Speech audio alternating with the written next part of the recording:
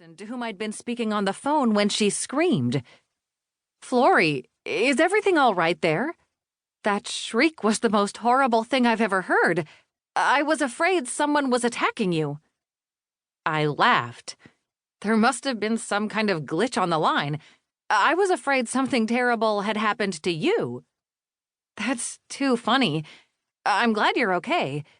Anyway, I tracked down your order and we're going to expedite it. Sorry about the delay. I thanked her and hung up. What a crazy day. I lifted the crate. Although it was made of wood, the package wasn't very heavy. My sister Veronica had found removable vinyl stickers at a local store called Curiosities that we had applied to the stair risers. From the checkout area and the front door, it looked as if you were going to walk into another dimension. Bare limbs hung at the top of a bluish-green mist, and odd glowing eyes made us feel they were watching us. Veronica and I had always loved Halloween, and the store showed it. We had placed pumpkins, lanterns, and faux candles among the books throughout the store. The candles and lanterns operated on batteries for safety, but the wicks flickered and looked remarkably real. Frodo followed me as I walked up to the third floor of the bookstore, where the professor kept an office. It was decorated with artifacts he had brought back from his many travels. Cyril Oldfield was seated comfortably across from Professor Maxwell. "I hope I'm not interrupting," I said as I marched into the office carrying the crate. The professor was a distinguished man with a well-trimmed graying beard. As an artist, I was fascinated by the shades of his beard. It was snow-white along his sideburns and at the bottom of his chin, but his hair changed to black pepper on top of his head and along his jawline. Heir to the Maxwell fortune, the professor was a member of one of the oldest families in Washington, D.C. His roots ran deep in the community. Cyril Oldfield had been one of the professor's students, and they remained good friends. Unlike the professor, Cyril was balding. A ring of fluffy white hair circled the back of his head.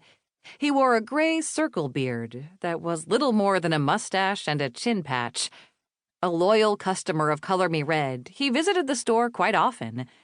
He had been widowed for many years, but had never remarried, which surprised me because he was quite charming. I put him close to 50.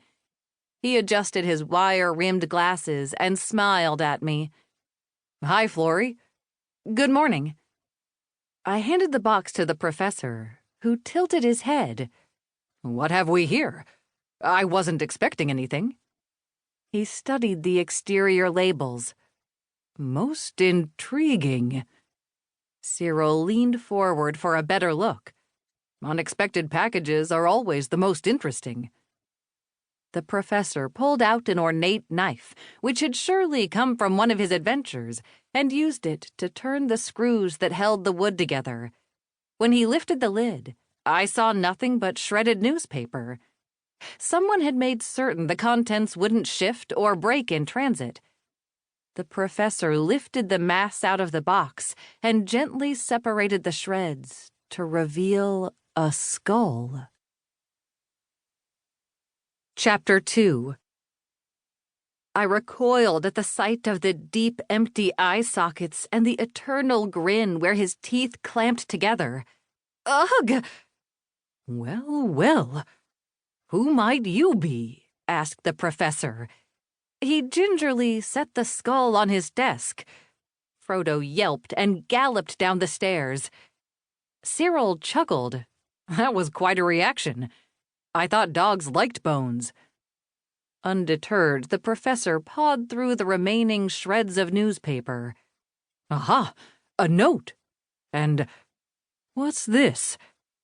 He blew at the bits of paper. They flew aside to reveal a dark mirror. He flapped open a small sheet of paper and read aloud.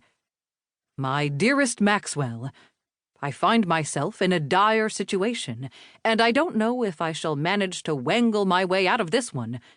If I could, I would wrap myself up and crawl into this box to be posted along with Harry's skull.